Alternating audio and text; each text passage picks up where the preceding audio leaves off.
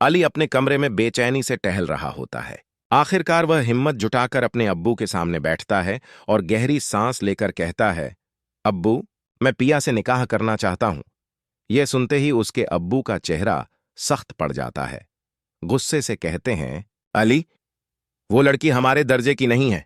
हम ये रिश्ता कभी मंजूर नहीं करेंगे। कमरे में खामोशी छा जाती है।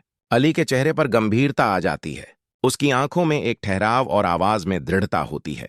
अगर मेरी मोहब्बत को आपने ठुकराया तो मैं अपनी जिंदगी खत्म कर दूंगा। ये सुनकर सब दंग रह जाते हैं। अब्बू और अम्मी एक दूसरे को देखते हैं लेकिन कुछ नहीं कहते। अली कमरे से निकल जाता है। पीछे सिर्फ सन्नाटा रह जाता है। उधर पिया अपने घर में बैठी अपनी अम्मी को सब कुछ बताती है। अम्मी हल्की मुस्कान के साथ कहती हैं, हमारी बेटी ने किसी बहादुर को चुना है। मैं इस रिश्ते के हक में हूं।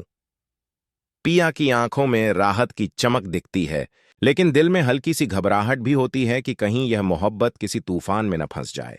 अगले दिन अली अपने अब्बू और अम्मी के साथ पिया के घर पहुंचता है। दरवाजा खुलते ही पिया की अम्मी गर्मजोशी से उनका स्वागत करती हैं। माहौल में कुछ पल के लिए सुकून महसूस होता है। अली की नजर जैसे ही पिया से मिलती है, एक हल्की मुस्कान दोनों के चेहरों पर उभरती है। लेकिन तभी दरवाजे पर एक तूफान की तरह असलम दाखिल होता है। उसके चेहरे पर गुस्सा साफ झलक रहा होता है।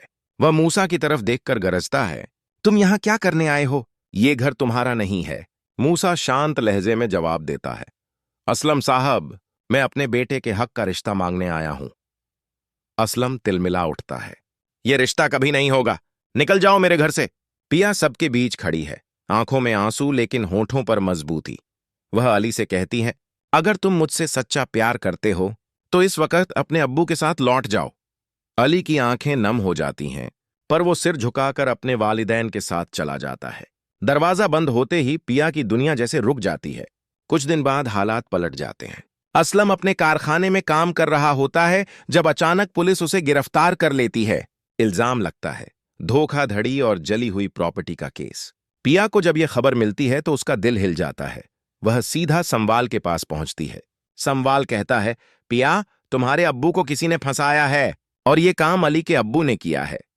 पिया की आंखें भर आती हैं, लेकिन उसका हौसला और मजबूत हो जाता है।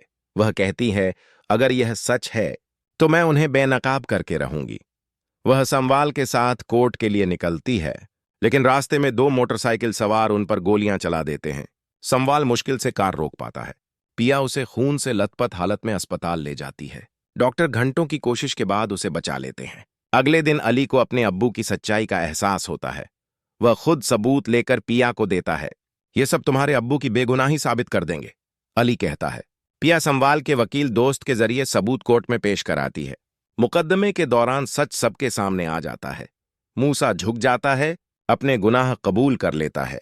अदालत उसे 12 साल की सजा सुनाती है, जबकि असलम बरी हो जाता है। कोर्ट से बाहर निकलते हुए असलम समवाल को गले लगाता है और कहता है, अगर तू मेरे साथ न खड़ा होता तो सब खत्म हो जाता। पिया और समवाल की आंखों में राहत के आंसू चमकते हैं। कुछ ही हफ्तों बाद पिया और समवाल शादी के बंधन में बंध जाते हैं। दोनों ने अपने जख्मों को पीछे छोड़कर नई जिंदगी की शुरुआत की। अली दूर से यह सब देखता है, आंखों में दर्द मगर दिल में दुआ। वह मुस्कुराकर कहता है, शायद मोहब्बत को मंजिल वहीं मिलती है जो सच्चाई से लड़ सके। घर में अब सब कुछ शांत है। पिया और समवाल एक दूसरे की आंखों में प्यार से झांकते हैं। बाहर खड़ा अली आसमान की ओर देखता है और धीरे से बुदबुदाता है, प्यार हारता नहीं, बस कभी कभी रास्ते बदल लेता है।